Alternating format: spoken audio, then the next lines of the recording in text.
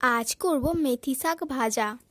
এই শীতের সময় কিন্তু এই মেথি শাকটা বেশি পাওয়া যায়। এবার এগুলো আমি কেটে নিয়েছি, আর কাটার পর তার সাথে দেখো নিয়েছি কুমড়ো, বেগুন আর আলু শুটি কড়াই। তারপর কড়ার মধ্যে ছোট চিংড়ি মাছ, লবণ, গুঁড়ো লঙ্কা আর হলুদ দিয়ে ভেজে নেব। তারপরে কড়াই দিয়েছি টমেটো, কাঁচা লঙ্কা, পেঁয়াজ, পাঁচফোড়ন, তেজপাতা, সর্ষের তেল। তারপর দেবো জিরে মরিচ বাটা, আর তারপর দেব আদা বাটা।